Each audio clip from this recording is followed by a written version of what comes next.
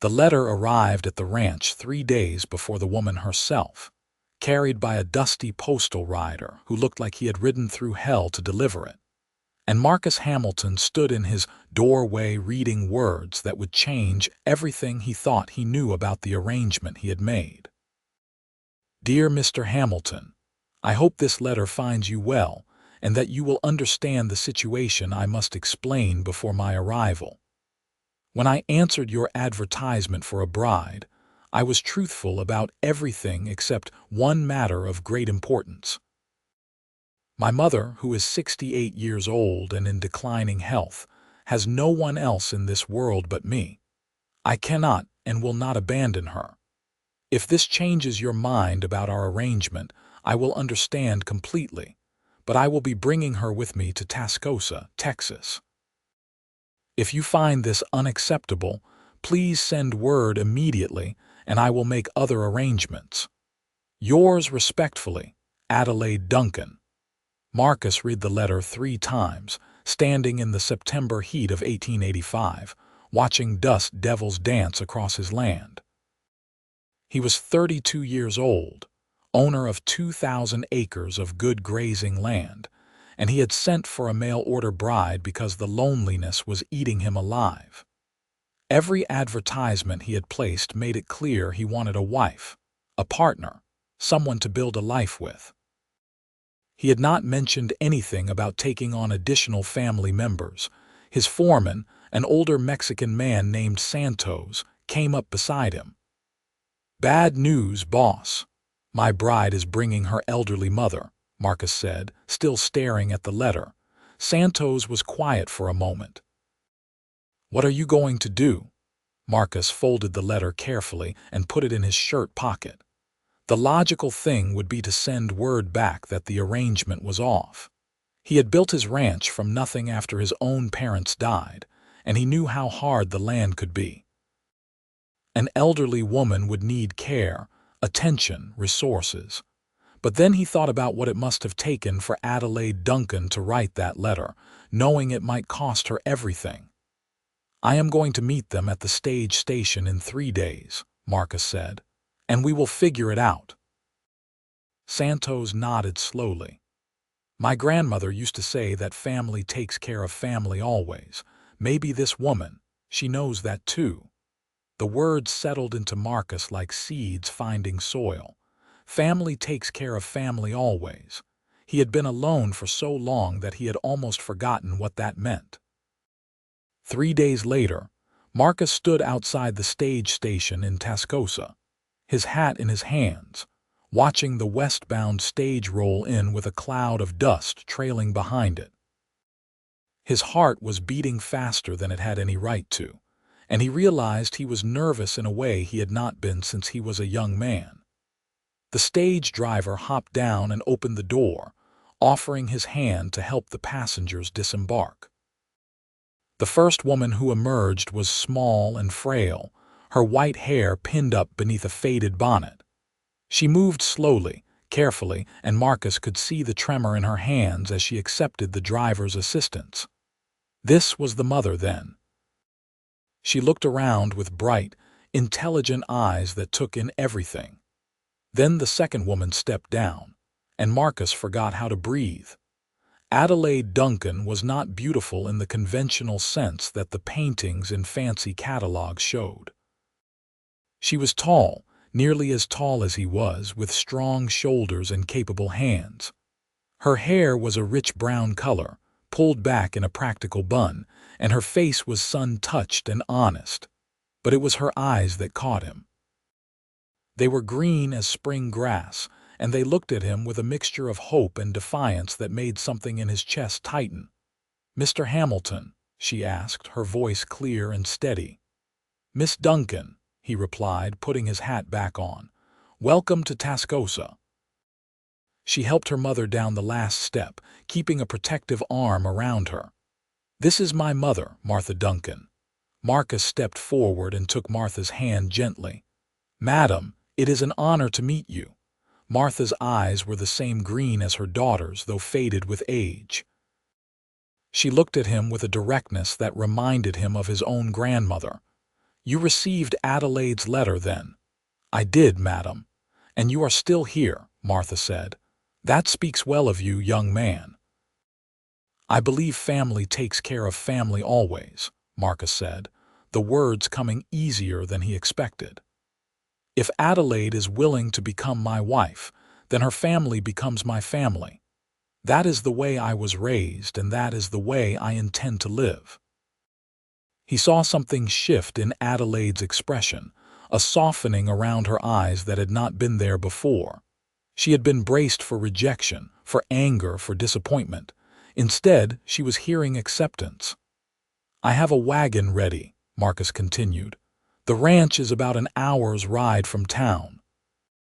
I hope the journey has not been too difficult. We have traveled from Missouri, Adelaide said. This last bit will be nothing compared to what we have already endured. They loaded the women's trunks onto the wagon. Marcus noticed that they did not have much, just 2 battered trunks and a few carpet bags. Everything these women owned in the world could fit in the back of his wagon. He helped Martha up onto the seat first, making sure she was comfortable, then offered his hand to Adelaide. When their hands touched, he felt something electric pass between them. She felt it too, he could tell by the way her breath caught slightly.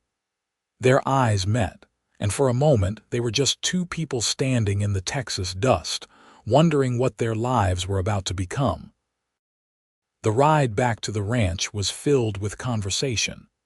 Martha proved to be a lively woman despite her frail appearance.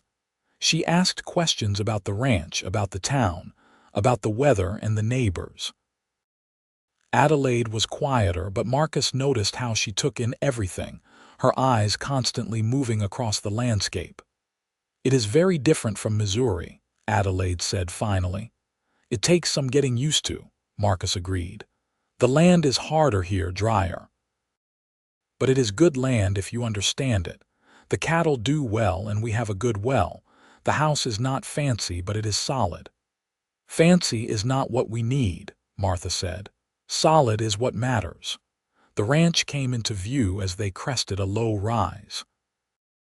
The house was built of wood and stone, with a wide porch that wrapped around 2 sides. It was not large, but it looked well maintained. There were several outbuildings, corrals with horses, and in the distance, Marcus could see some of his cattle grazing. It is beautiful, Adelaide said softly. Marcus looked at his ranch with fresh eyes, trying to see it as these women might. It is home, he said simply. Santos and 2 other ranch hands were waiting when they pulled up. Marcus made introductions all around. He could see Santos watching everything with his wise old eyes, and when the older man smiled at Adelaide and her mother, Marcus knew he had made the right choice. The house inside was clean but sparse.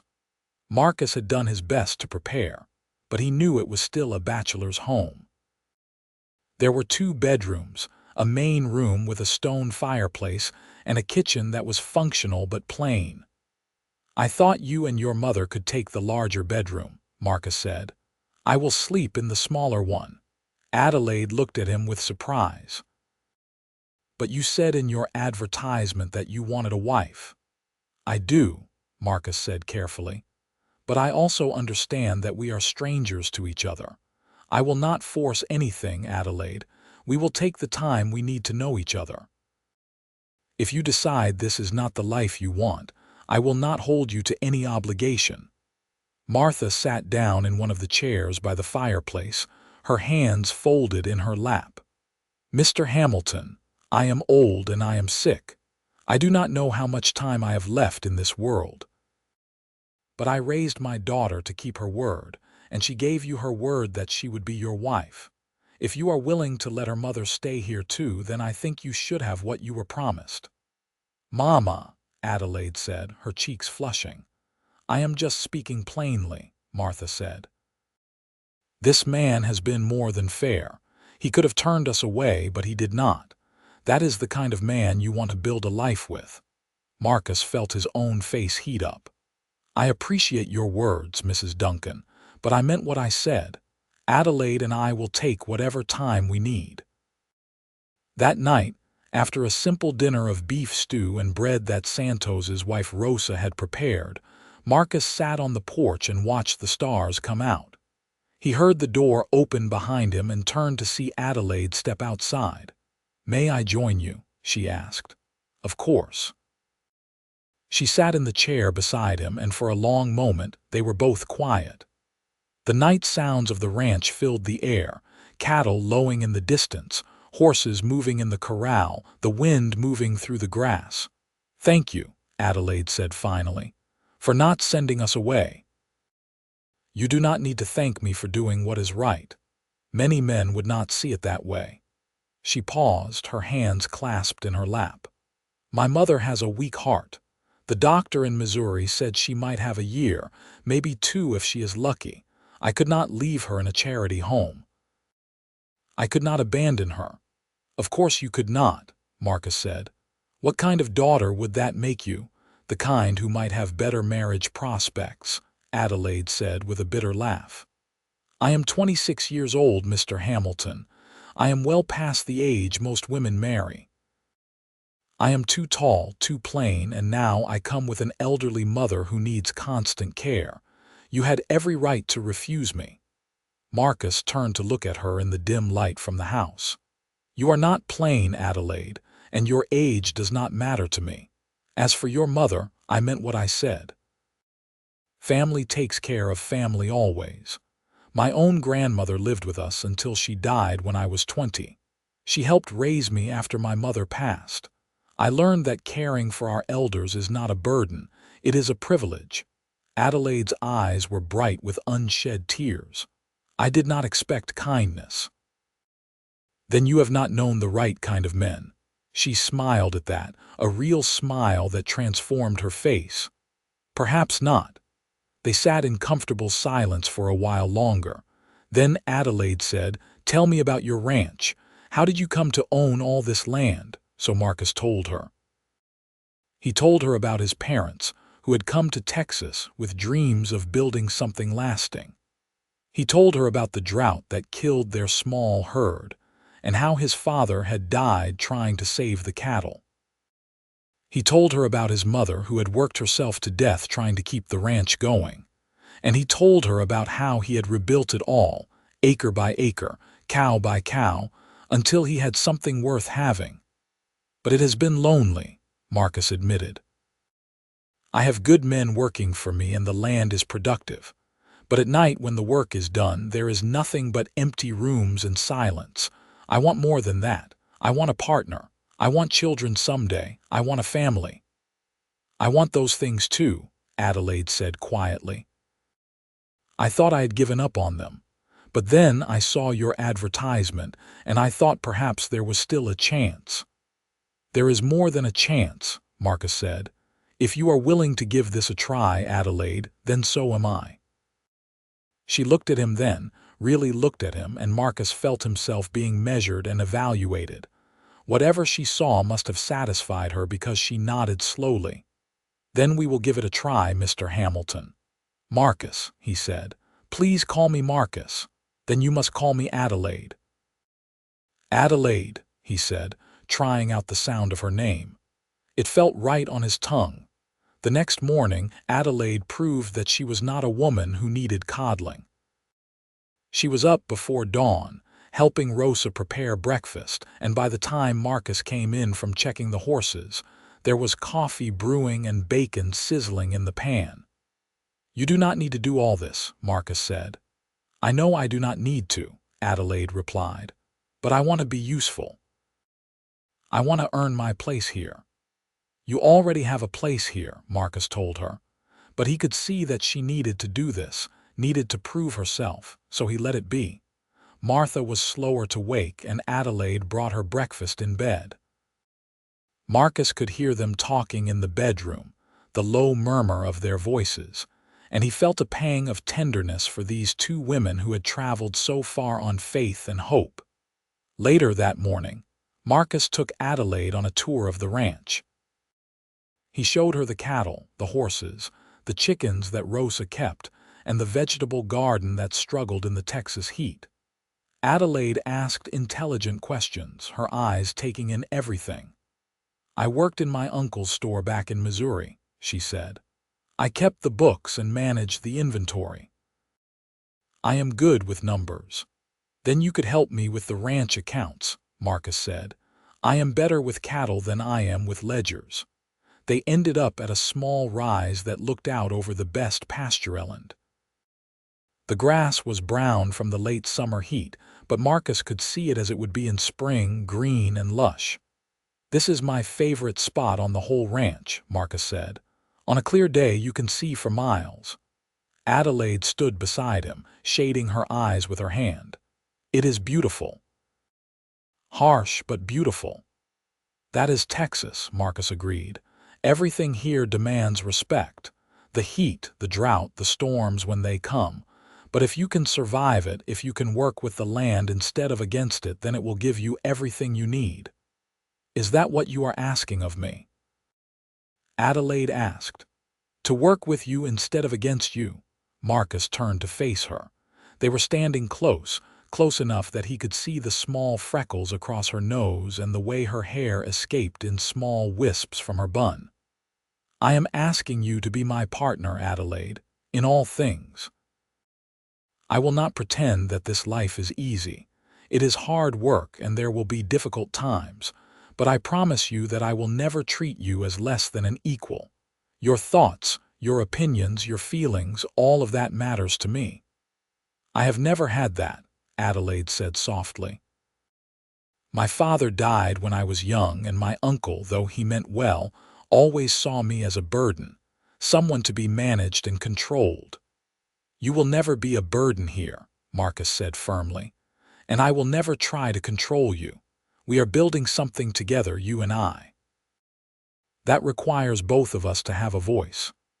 Adelaide looked up at him, and Marcus saw the exact moment she decided to trust him.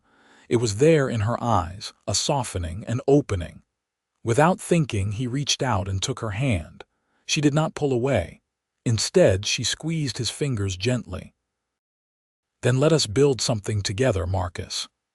They stood there for a long moment, hands clasped, looking out over the land that would be their future. The wind moved through the grass, carrying the scent of dust and cattle and possibility. That afternoon, the circuit preacher happened to be passing through Tascosa, and Marcus made a decision. He found Adelaide in the kitchen, helping Rosa prepare dinner. "Adelaide, may I speak with you?" She wiped her hands on a towel and followed him out onto the porch. "What is it?" "The preacher is in town," Marcus said. "He will not be back this way for another 6 weeks. I know we said we would take our time, but I was wondering if you might want to make this official. Properly married, in front of witnesses." Adelaide was quiet for a moment, and Marcus worried that he had pushed too fast. But then she said, "I would like that, but I want my mother well enough to attend." "Of course," Marcus agreed. "We can wait until she feels strong enough for the trip." "Then ask me again tomorrow morning," Adelaide said. "If Mama is well enough, then yes. I will marry you tomorrow, Marcus Hamilton." His heart leaped in his chest. "Are you certain?" "I am more certain than I have been about anything in a long time," Adelaide said. "You are a good man, Marcus." "I can see that, and I think we could be happy together." "I think so too." That evening they told Martha, who cried tears of joy and declared that she felt strong enough to travel to town for a wedding. Rosa immediately began planning what food they would bring, and Santos offered to drive the wagon so Marcus and Adelaide could ride together. The next morning dawned clear and hot. Martha was tired but determined, and with Adelaide's help, she dressed in her best dress, a faded gray silk that had seen better days but was still respectable. Adelaide wore a simple blue dress that brought out the green of her eyes, and Marcus wore his best suit, the one he had bought for his father's funeral and had not worn since. The little church in Tascosa was rough wood and simple benches, but it had windows that let in the light and a cross that hung above the altar. The preacher, a thin man named Reverend Thomas, met them at the door with a welcoming smile. "Marriage is a blessed sacrament," he said. "Are you both sure this is what you want?" "We are sure," Marcus and Adelaide said in unison, then looked at each other and smiled. The ceremony was simple and quick. Marcus and Adelaide stood before the altar with Martha sitting in the front pew, tears streaming down her face. Santos and Rosa stood as witnesses, and there were a few curious townspeople who had heard about the wedding and came to watch. "Do you, Marcus Hamilton, take this woman to be your lawfully wedded wife?" Reverend Thomas asked. "I do," Marcus said, his voice firm and clear. "And do you, Adelaide Duncan, take this man to be your lawfully wedded husband?" "I do," Adelaide said, and her voice did not waver. "Then by the power vested in me, I pronounce you husband and wife. You may kiss your bride." Marcus had not thought about this part. He stepped closer to Adelaide, and she looked up at him with those green eyes. Gently, carefully, he cupped her face in his hands and kissed her.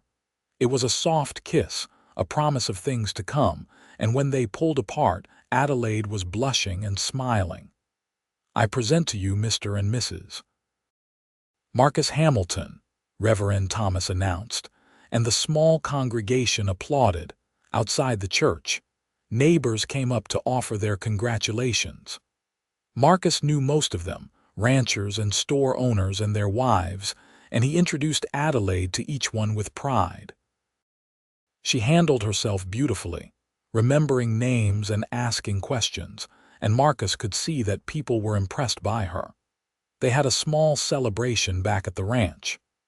Rosa had prepared a feast by ranch standards, with roasted chicken, biscuits, gravy, beans, and even a dried apple pie. They ate at the big table in the main room, with Martha presiding like a queen despite her exhaustion. "To my daughter and her new husband," Martha said, raising her glass of water. "May they have long lives, many children, and always remember that family takes care of family always." "Family takes care of family always," everyone echoed, and they drank. As the sun set, the ranch hands excused themselves and went back to the bunkhouse. Rosa helped Martha to bed, and suddenly Marcus and Adelaide were alone as husband and wife for the first time. "I should check on Mama," Adelaide said, a nervous edge to her voice. "Adelaide," Marcus said gently, "we do not have to do anything you are not ready for." She looked at him, and he could see the fear and hope warring in her expression. "I want to be a proper wife to you, Marcus. But I am frightened. I do not know what to expect." Marcus took her hands in his. "Then we will learn together, and we will take our time. There is no rush, Adelaide. We have the rest of our lives. You are very patient with me. You are worth being patient for." They stood there in the dim light of the oil lamps, and then Adelaide reached up and kissed him. This kiss was different from the one in the church. This kiss was deeper, more searching, and Marcus felt heat flood through his body. But when Adelaide pulled away, he let her go. "Stay with me tonight," she whispered. "Please, I do not want to be alone. Are you sure?" "I am sure." So they went to the bedroom together, the one that Adelaide had been sharing with her mother. Rosa had moved Martha to the smaller room for the night, giving the newlyweds privacy. Marcus undressed in the corner, keeping his back turned, and when he turned around, Adelaide was in her nightgown, her long hair loose around her shoulders. She was beautiful in a way that took his breath away. Not the polished beauty of city women, but something real and honest and true. He went to her, and she came into his arms without hesitation. What happened between them that night was tender and awkward and sweet. They were both learning, both discovering, and there was laughter mixed with the passion. When it was over, Adelaide lay with her head on Marcus's chest, listening to his heartbeat. "Are you all right?" he asked softly. "I am more than all right," she said. "I am happy. I did not think I would ever be happy again, but I am." So am I, Marcus admitted. I thought I was resigned to loneliness, but now I have you. Now you have me, Adelaide agreed. And my mother. And your mother, Marcus said with no resentment in his voice. Family takes care of family always. Adelaide fell asleep in his arms, and Marcus lay awake for a long time, listening to her breathe and marveling at how quickly his life had changed. 3 days ago, he had been alone. Now he had a wife, a mother-in-law, and the beginning of something that felt like real family. The next few weeks settled into a routine. Adelaide proved to be an excellent manager, taking over the household accounts and helping Marcus organize the ranch records. She had a head for numbers and an eye for detail that he lacked. Together, they made a good team. Martha's health was fragile but stable. She spent her mornings in a rocking chair on the porch, watching the ranch operate around her. Adelaide checked on her constantly, bringing her water and food and making sure she was comfortable. Marcus made a point of sitting with Martha every evening, listening to her stories about Adelaide's childhood and her own life. "You are good to my daughter," Martha said to him one evening. "I can see that she is blooming here. She was so gray and sad in Missouri, but here she has color in her cheeks again. She makes me happy," Marcus said simply. "I did not realize how much I needed someone until she came." "That is how love works," Martha said with a knowing smile. "It sneaks up on you when you are not looking." Marcus realized she was right. He was falling in love with Adelaide. It was not the sudden, dramatic love of storybooks.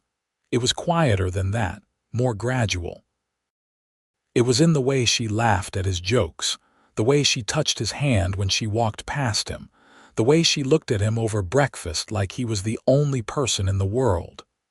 One afternoon, Adelaide found him in the barn, mending a saddle. She came in quietly and watched him work for a moment before speaking. "Marcus, may I ask you something? Anything? Do you ever regret it, taking us both in? It would have been so much easier for you if I had come alone." Marcus set down the saddle and turned to face her. "Adelaide, I have never regretted it for a single moment. Your mother is a wonderful woman and caring for her is not a burden. But even if it were difficult, even if it were the hardest thing in the world, I would still do it because it means I get to have you." Adelaide's eyes filled with tears. "I love you, Marcus Hamilton. I did not mean to fall in love with you so quickly, but I have." Marcus crossed the distance between them and pulled her into his arms. "I love you too, Adelaide. I think I started loving you the moment I saw you step off that stage, so fierce and brave and scared all at the same time." They kissed there in the barn, with the smell of hay and horses around them, and it felt like the most natural thing in the world. That night, they made love with a new tenderness, knowing that this was not just passion but something deeper. Afterward, Adelaide told him about her dreams for their future. "I want children," she said. "At least 3. I want sons who will help you run the ranch and daughters who will be strong and independent." 3 seems like a good number, Marcus agreed. "Though I will love however many we are blessed with. And I want to make this house a real home," Adelaide continued. "With curtains in the windows and flowers in the garden and laughter in every room." "That sounds perfect," Marcus said. "We will build it together, Adelaide, all of it." But happiness, they both knew, was always fragile. A month after the wedding, Martha collapsed while sitting on the porch. Adelaide found her slumped in her rocking chair, barely breathing.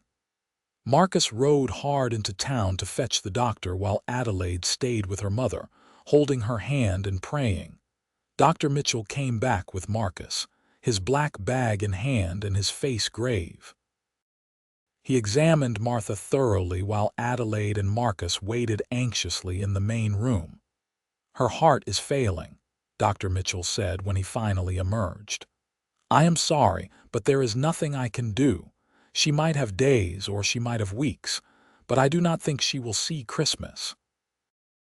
Adelaide made a sound like she had been struck, and Marcus caught her as her knees buckled. "No," she whispered. "No, there has to be something." "I am sorry," Dr. Mitchell said again. "Make her comfortable. Let her have peace. That is all you can do now." After the doctor left, Adelaide sat by her mother's bedside holding her frail hand. Martha was awake but weak, her breathing shallow and labored. "Do not cry, my darling girl," Martha whispered. "I have had a good life and I got to see you happy. That is all a mother can ask for." "But I am not ready to lose you," Adelaide said, tears streaming down her face. "No one is ever ready," Martha said. "But you will be all right, Adelaide.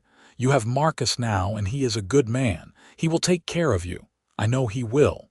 Promise me something," Martha said. "Promise me you will be happy. Promise me you will have those children and fill this house with love and laughter. Promise me you will not waste a single day mourning when you could be living." "I promise, Mama," Adelaide choked out. Marcus stood in the doorway, his own eyes wet with tears. He had known Martha for only a short time, but she had become family to him. He could not imagine how much pain Adelaide was in. For the next 2 weeks, they kept vigil. Martha grew weaker each day, sleeping more and more. Rosa brought soups and broths, trying to tempt her to eat. Santos carved a small cross and hung it above her bed. The ranch hands came by one to pay their respects to the old woman who had only been there a short time, but had earned their affection. On a cool October morning, with Adelaide holding one hand and Marcus holding the other, Martha Duncan passed away peacefully in her sleep. Adelaide wept quietly, her head on her mother's chest, and Marcus held them both, his heart breaking for his wife's loss. They buried Martha on the little rise where Marcus had first taken Adelaide, the spot with the best view on the ranch. Reverend Thomas came out from town to say the words, and half the county showed up to pay their respects. Adelaide stood straight and strong throughout the service, her hand clasped tightly in Marcus's, and when it was over, she thanked everyone for coming with a steady voice. But that night, alone in their bedroom, she finally broke down. She sobbed in Marcus's arms for hours, grieving not just for her mother but for everything she had lost. Marcus held her through it all, murmuring words of comfort and love, and when she finally fell asleep exhausted, he stayed awake watching over her. The next few weeks were hard. Adelaide threw herself into work, keeping busy from dawn to dusk. She cleaned the house from top to bottom, reorganized the kitchen, and spent hours poring over the ranch accounts. Marcus understood that she was trying to outrun her grief, so he let her work and made sure she ate and slept. One evening he found her standing by her mother's grave as the sun set, her arms wrapped around herself. "She would not want you to be sad," Marcus said gently, coming up beside her. "I know," Adelaide said, "but I cannot help it. She was all I had for so long, and now she is gone." "She is not all you had," Marcus corrected. "You have me. You will always have me, Adelaide." She turned to him then, and he could see the raw pain in her eyes. "What if I lose you too? What if everyone I love leaves me?" "You will not lose me," Marcus said firmly. "I am not going anywhere. We are going to grow old together, you and I. We are going to have those children your mother wanted us to have, and we are going to fill this house with love and laughter, just like you promised her. But Adelaide, you have to let yourself grieve. You have to let yourself feel this." "I am so tired of feeling," Adelaide whispered. "I know, sweetheart. I know." He pulled her into his arms, and she clung to him like he was the only solid thing in a shifting world. They stood there as the sun set, two people holding each other against the darkness. Slowly, gradually, Adelaide began to heal. The grief did not disappear, but it became something she could carry instead of something that crushed her. She started smiling again, started sleeping through the night, started making plans for the future. In November, she told Marcus that she was pregnant. They were sitting at the breakfast table and she just said it plainly, watching his face for his reaction. Marcus felt joy explode through him like fireworks. "Truly, truly," Adelaide said, and she was smiling, really smiling. "I am about 3 months along. The baby should come in the spring." Marcus whooped and picked her up, spinning her around the kitchen until she was laughing and telling him to put her down. When he finally set her on her feet, he kissed her soundly. "We are going to have a baby," he said, wonder in his voice.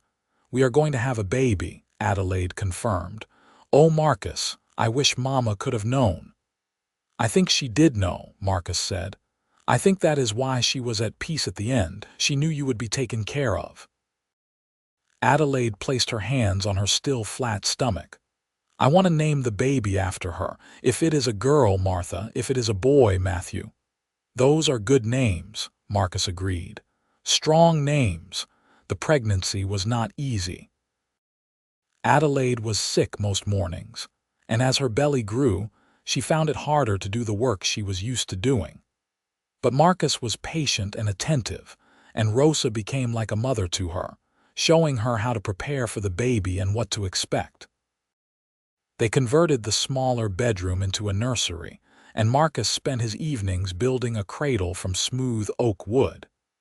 Adelaide sewed tiny clothes and blankets, her needle flashing in the lamplight. The ranch became a place of hope and anticipation. In April of 1886, on a warm night with a full moon, Adelaide went into labor. Marcus sent Santos riding hard for the doctor while Rosa and her daughter Maria stayed with Adelaide. Marcus paced the main room, listening to his wife's cries and feeling utterly helpless. "First babies take their time," Rosa told him. "Be patient." But patience was hard when the woman he loved was in pain. When Dr. Mitchell finally arrived, he shooed Marcus out of the room entirely. Marcus stood on the porch with Santos, both of them silent and tense. "She is strong," Santos said. "She will be fine." "How do you know?" "Because she has you," Santos said simply. "And because she wants this baby. That makes a woman strong." As dawn broke over the ranch, Marcus heard the thin, angry wail of a newborn baby. His heart leaped, and he turned toward the door just as Rosa emerged, smiling broadly. "You have a son," she said. "A healthy, beautiful boy, and your wife is tired but well."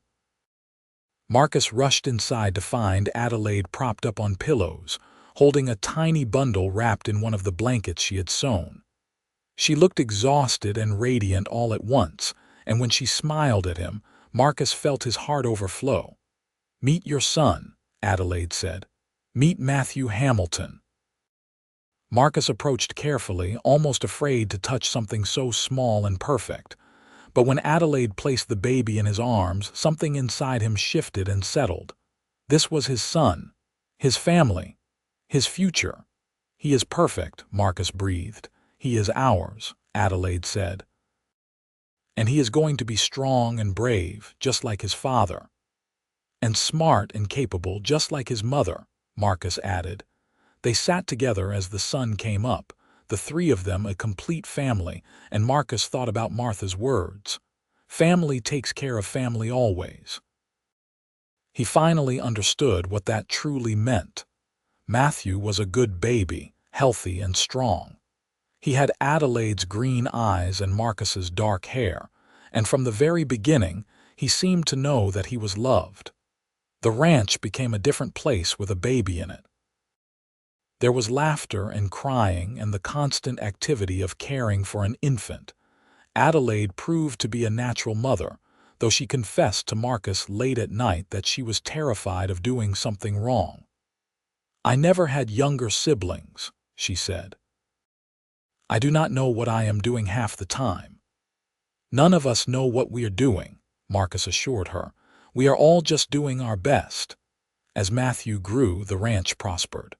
Marcus made smart decisions about his herd, buying good breeding stock and managing his grazing land carefully. Adelaide's skill with the accounts meant they always knew exactly where they stood financially. They were not rich, but they were comfortable and secure. When Matthew was 2 years old, Adelaide became pregnant again. This time, the pregnancy was easier, and when the baby came in the fall of 1888, it was a daughter they named Martha, as Adelaide had always wanted. Little Martha had her grandmother's green eyes and a determined set to her tiny chin that made everyone laugh. "She is going to be trouble," Marcus said fondly, holding his daughter. "Good," Adelaide said. "The world needs more troublesome women." 2 children became 3 when another son, Michael, was born in 1890. The house that had once seemed too large for just Marcus now felt perfectly full. There were children's voices echoing through the rooms, toys scattered on the floor, and the constant chaos that comes with a growing family. On quiet evenings, after the children were in bed, Marcus and Adelaide would sit on the porch and watch the sun set over their land. Sometimes they talked about their day, about the children, about the ranch. Sometimes they just sat in comfortable silence, hands clasped. "You ever think about what would have happened if you had sent that letter back refusing me?" Adelaide asked one such evening. "Never," Marcus said. "Not once." "I think about it sometimes," Adelaide admitted. "I think about how close I came to never having this life. If you had been a different kind of man, if you had said no to Mama coming, none of this would exist." "But I was not a different kind of man," Marcus said. "And you were brave enough to ask for what you needed. That is what matters." "Family takes care of family always," Adelaide said, and she smiled. "That is what you told us that first day. I think about those words all the time. They changed everything." "My grandmother used to say that," Marcus told her. "She said that family is not just about blood. It is about choosing to care for each other day after day, no matter what comes. Your grandmother was a wise woman." "She would have loved you," Marcus said. "She would have loved all of this." Years passed in the pleasant rhythm of ranch life. The children grew strong and capable.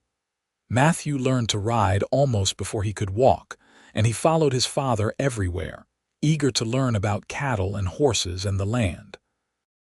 Martha was indeed troublesome, with a fierce independence that reminded everyone of her mother. And Michael was the quiet one, always watching, always thinking. When Matthew was 10, Adelaide became pregnant one more time. This baby was unplanned but welcomed, and when another daughter arrived in 1896, they named her Rose, after the flowers Adelaide had finally managed to grow in the harsh Texas soil.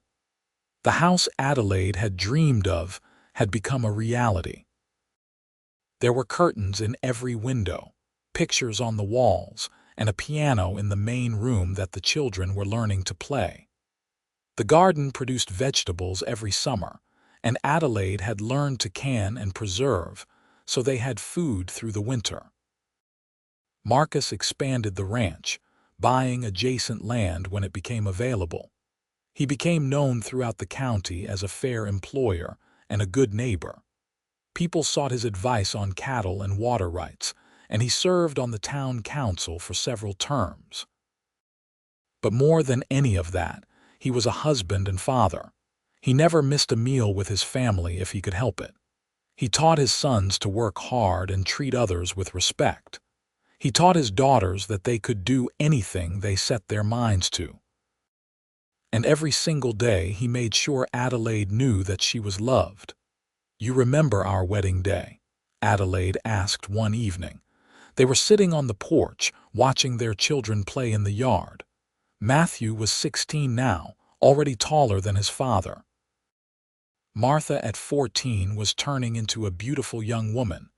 Michael at 12 was still the thoughtful one, and little Rose at 4 was the baby they all doted on. "Of course I remember," Marcus said. "How could I forget? We barely knew each other," Adelaide said. "And we were both so frightened, though we tried to hide it." "Best decision I ever made," Marcus said firmly. Best decision we both made, Adelaide corrected. We built this together, Marcus. Everything we have, we built together. Family takes care of family always, Marcus said, and Adelaide smiled because those words had become their family's motto, the principle they lived by. When Matthew was 18, a girl from a neighboring ranch caught his eye. Her name was Emily, and she was smart and pretty and not afraid of hard work. Marcus saw the way his son looked at her and remembered looking at Adelaide the same way. "Are you going to court her?" Marcus asked Matthew one evening. "I would like to," Matthew admitted. "But I do not know what to say." "Tell her the truth," Marcus advised. "Tell her how you feel, and if she feels the same way, then you will figure out the rest together." Matthew took his father's advice, and a year later there was a wedding in the little church in Tascosa. Marcus stood beside his son, just as Santos had stood beside him all those years ago, and watched Matthew marry Emily with joy in his heart. "One down, 3 to go," Adelaide whispered to him, and Marcus laughed quietly. Martha married at 20, a young lawyer from Dallas who had come to Tascosa on business and fallen in love with the rancher's fierce daughter. Adelaide cried at that wedding, but they were happy tears. Michael took over more and more of the ranch management as Marcus got older, proving to be even better with cattle than his father. And Rose, their baby, grew up surrounded by love and laughter, just as her grandmother Martha had wanted. One evening in 1910, Marcus and Adelaide sat on the porch watching another sunset. They were both in their 50s now, their hair touched with gray, their faces lined with years of sun and laughter. But when they looked at each other, they still saw the young people who had married on faith and hope. "You know what today is?" Adelaide asked. "Tuesday," Marcus guessed, and Adelaide laughed. "It is the 25th anniversary of the day I arrived in Tascosa," she said. 25 years ago, I stepped off that stage with Mama, terrified that you would send us away." 25 years, Marcus marveled.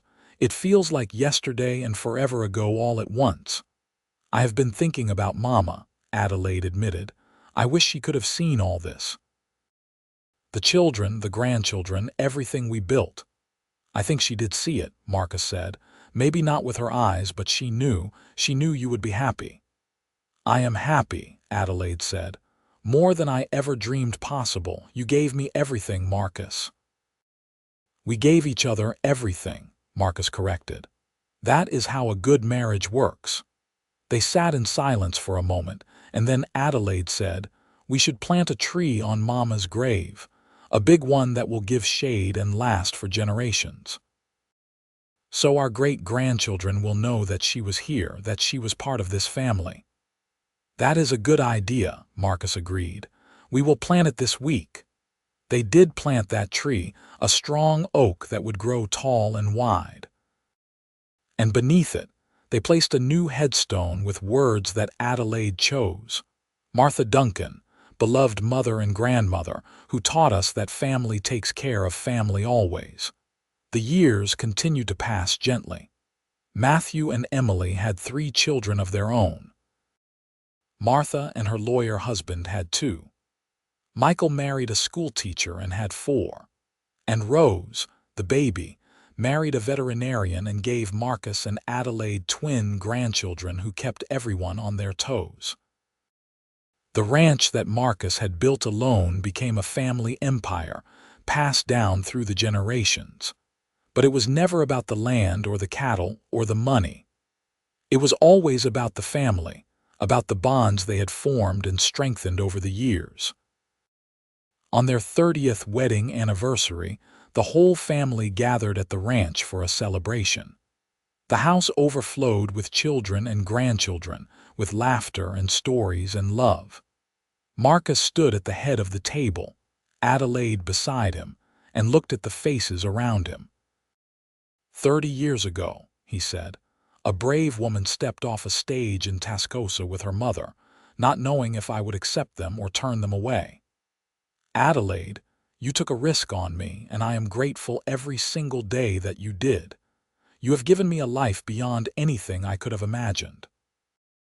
You have given me 4 children, 11 grandchildren so far, and more happiness than any man deserves. I love you more today than I did on our wedding day, and I will love you more tomorrow than I do today. Adelaide stood and kissed him while everyone cheered.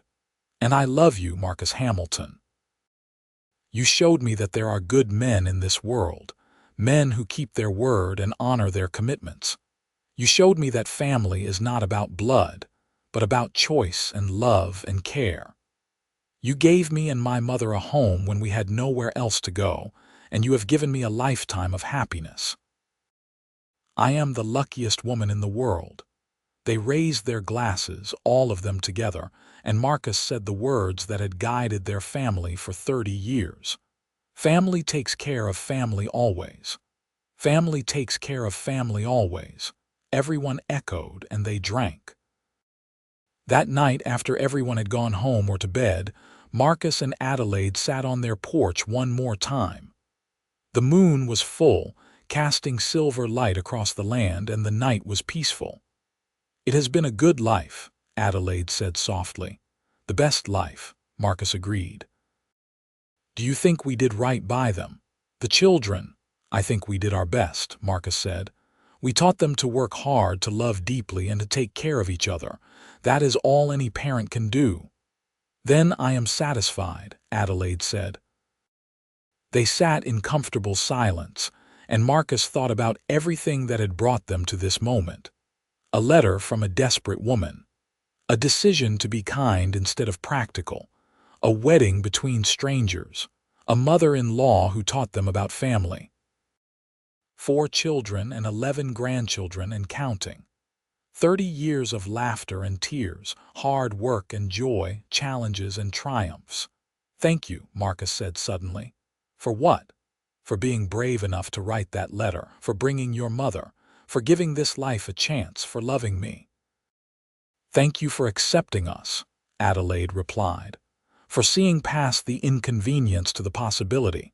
For being the kind of man who believes that family takes care of family always." "I learned that from you," Marcus said. "You showed me what real love looks like. Sacrificial, brave, enduring." "We showed each other," Adelaide said.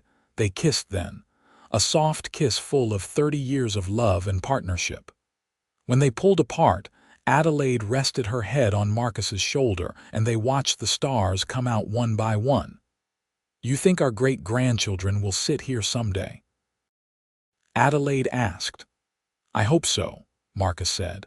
"I hope they sit right here and remember us and know that this family was built on love."